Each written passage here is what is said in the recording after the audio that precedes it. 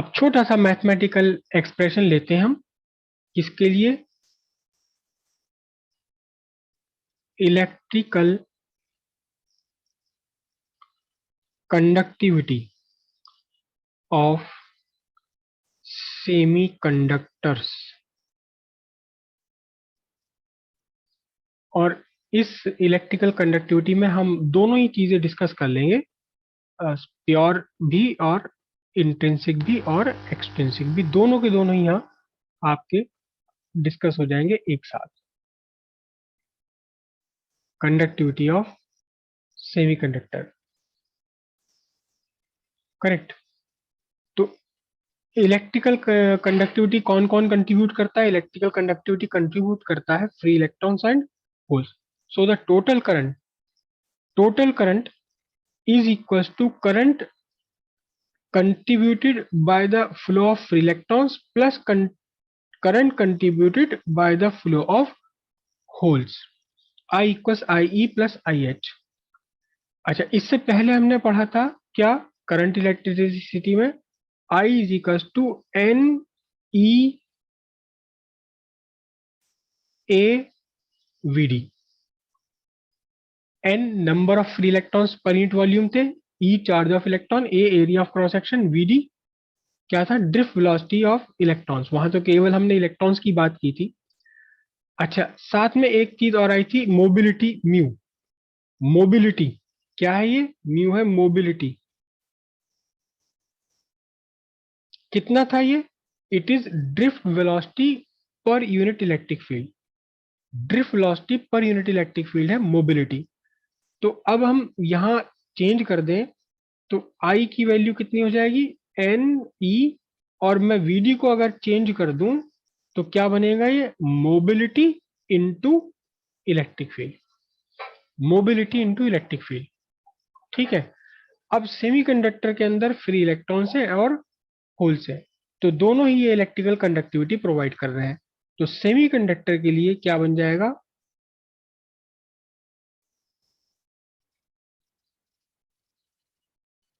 For a semiconductor I equals current due to free electrons. तो क्या लिखेंगे हम? एन, लेकिन कौन से एन है? Number density of free electrons.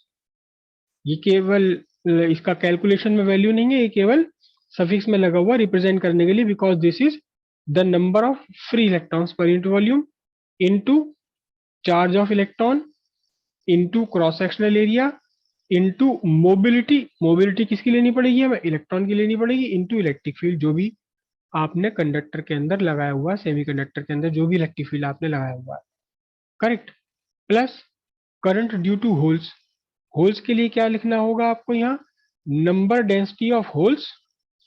अच्छा, क्योंकि होल का चार्ज भी एक इलेक्ट्रॉन के चार्ज के बराबर ही है, तो हम यहाँ ई लेंगे। उसी क्रॉस सेक्शन पर, उसी कंडक्टर के अंदर चल रहा है, क्रॉस सेक्शनल एरिया ए लिया। और इस बार मोबिलिटी किसकी लेनी पड़ेगी? मोबिलिटी ऑफ होल्स लेना होगा। और क्या लेना होगा? Electric field. इलेक्ट्रिक फील्ड दोनों में के लिए सेम होगा, एक ही इलेक्ट्रिक फील्ड के अंदर दोनों मूव कर रहे हैं, ठीक है जी। तो यहां से आपको अब कॉमन क्या मिलता है? देखिए, चार्ज ऑफ इलेक्ट्रॉन दोनों में है, ए दोनों में है और ई दोनों में है। ई ए और कैपिटल ई। यहां क्या बचता है आपका? Number of free electrons per unit volume into mobility of free electrons plus number of holes per unit volume into mobility of holes. ये दो आपके रह गए, ठीक है।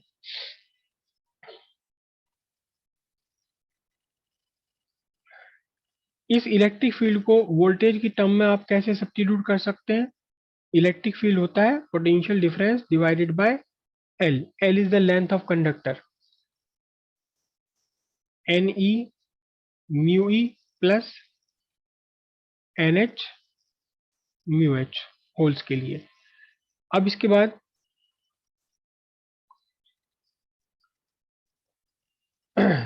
v को मैं अपॉन में ले जा रहा हूं i के। तो I by V is equal to क्या बना आपका? E A divided by L. L is the length of conductor, एक cross sectional area, number density of free electrons into mobility of electrons plus number density of holes into mobility of holes, right. अच्छा, I by V क्या होता है? We by I है आपका resistance, तो I by V क्या बना? This is the reciprocal of resistance. इसको मैं एज इट इज रख लेता हूं अभी, N H into mu H. Okay, अब रेजिस्टेंस क्या था? रेजिस्टेंस याद कीजिए, रेजिस्टेंस की वैल्यू थी रो एल अपॉन ए, तो ये उल्टा बन जाएगा A by rho L is equals to e A by L number density of free electrons into mobility of electrons plus number density of holes into mobility of holes। यहां देखिए ध्यान से, ए और एल आपके कैंसिल हो गए, आपके पास simply क्या बचा? आपके पास बचता है rho equals 1/ρ e number density of free electrons into mobility of electrons plus number density of holes into mobility of holes। और यहां देखिए reciprocal of resistivity, rho is the resistivity, resistivity का रेसिप्रोकल ही क्या होता है? कंडक्टिविटी होता है, and hence conductivity of a semiconductor is equal to E times N E mu E plus N H mu H. ये आपका formula बन गया, किसके लिए फॉर्मूला बन गया? ये आपका फॉर्मूला बन गया conductivity of a semi conductor, conductivity of a semi conductor. अब इसी में से थोड़ा सा हम चेंज करेंगे, क्या? थोड़ा सा चेंज करेंगे, क्या? फॉर प्योर सेमीकंडक्टर, अगर इंट्रिंसिक सेमीकंडक्टर है, प्योर सेमीकंडक्टर है, for pure semiconductor number density of electrons is equals to number density of holes is equals to n i लिख दिया मैंने, क्या? Number density of charge carriers in intrinsic semiconductor, n i. तो अब क्या करेंगे हम? यहां भी एन आई लिखेंगे, यहां भी एन आई लिखेंगे, और उसे हम क्या ले सकते हैं? हम उसे कॉमन ले सकते हैं। तो फिर आपके पास बनेगा म्यू, अब इस म्यू के नीचे भी मैंने आई लगा दिया छोटा सा, conductivity of intrinsic semiconductor is equal to E N I mu E plus mu H. ये म्यू ई और म्यू एच एक जैसे नहीं होते, क्योंकि होल्स की मोबिलिटी थोड़ी सी कम होती है as compare to mobility of free electrons, इसे हम सब्स्टिट्यूट नहीं कर सकते। ये आपका बन गया, किसके लिए बन गया? ये आपका बन गया एन टाइप, वो सॉरी इंट्रिंसिक सेमीकंडक्टर के लिए, इंट्रिंसिक सेमीकंडक्टर के लिए बन गया। इसकी यूनिट कितनी हो, क्या होगी जो होती है? क्या? Ohm inverse, ohm inverse metre inverse. Ohm metre है कंडक्ट रेजिस्टिविटी, तो ये उसका उल्टा हो गया कंडक्टिविटी। अब इसी में हम थोड़ा सा चेंज कर लेते हैं, इसी में हम थोड़ा सा चेंज कर सकते हैं। क्या कर सकते हैं?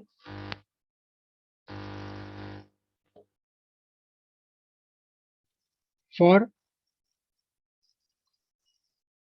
N type semiconductor, N type semiconductor के लिए आपके जो नंबर ऑफ फ्री इलेक्ट्रॉन्स हैं per unit volume, they are much larger than number of holes per unit volume. इतने ज्यादा होते हैं, इतने ज्यादा होते हैं कि यहां हम number of holes per unit volume, इस फॉर्मूले में number of holes per unit volume, इसे हम निग्लेक्ट कर सकते हैं, इसे हम छोड़ सकते हैं। तो फिर क्या रह जाएगा? केवल केवल रह जाएगा number of free electrons per unit volume ही रह जाएगा। तो क्या बनेगा ये?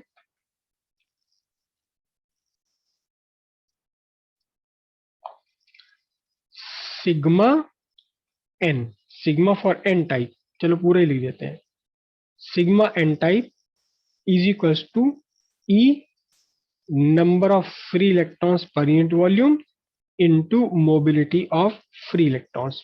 जो इसमें फैक्टर था हमारा ये वाला, ये हमने खत्म कर दिया। क्यों? क्योंकि इसमें होल्स हैं ही, इक्का दुक्का गिने चुने होल्स हैं, तो उनका उन्हें हमने कंसिडर भी नहीं करना है। O-1 metre -1। ये किसके लिए बन गया?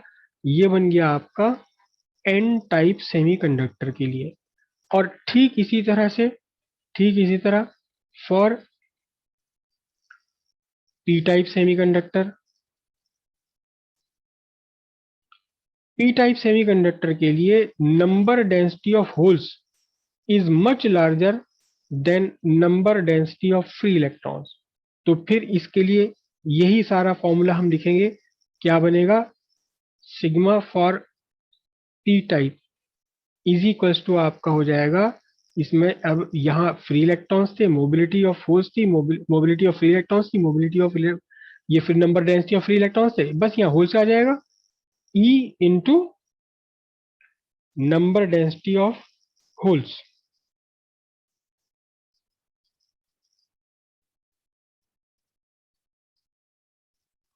एक मिनट, मुझे कुछ कंफ्यूजन हुआ।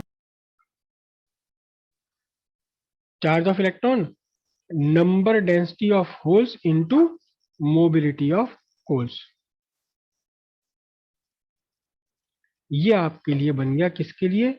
ये बन गया conductivity of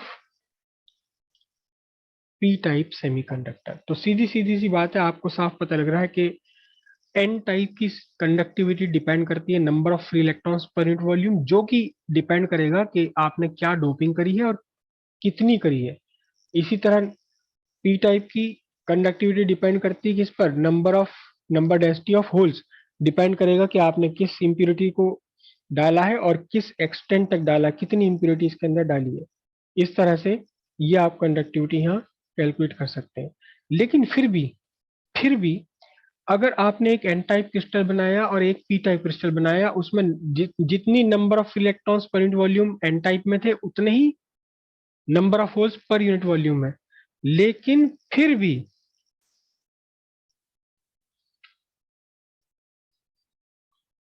for same number density of free electrons per unit volume equal to number density of holes in per unit volume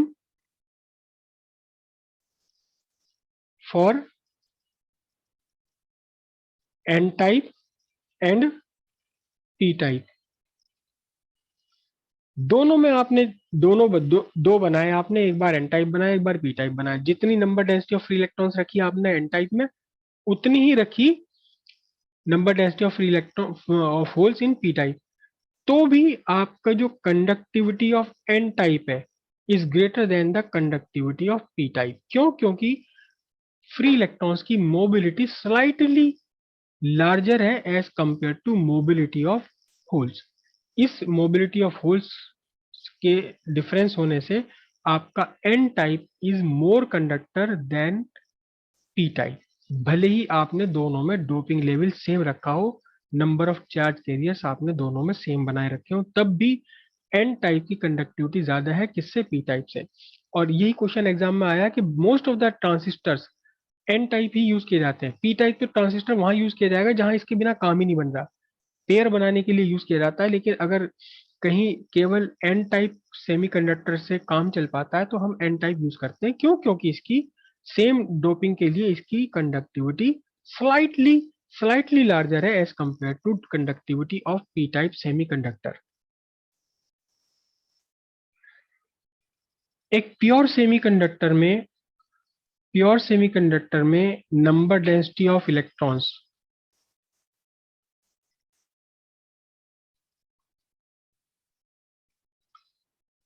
in pure semiconductor N E equals N H. जो हमने क्या लिया था? N आई ले लिया था। Same values है दोनों में ये, ठीक है। तो चाहे आप बनाए प्योर इंट्रिंसिक या extrinsic,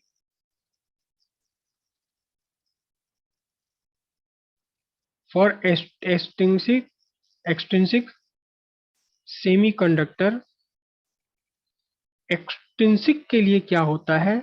number density of free electrons into number density of holes is a constant which is equals to ni square। Number density of free electrons number density of holes equals ni square. Simple सी बात यह है कि अगर आप electrons बढ़ाते हैं तो होल्स अपने आप कम हो जाते हैं इतने कि दोनों का प्रोडक्ट अब भी ni स्क्वायर के बराबर रहे।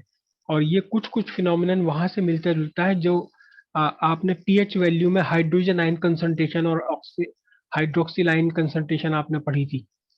वहाँ कोई भी आपका एसिड हो या बेस हो, hydroxyl ion into density of number density of hydroxyl ion number density of hydrogen ion, दोनों कितने होते हैं 10 टू द पावर, याद करो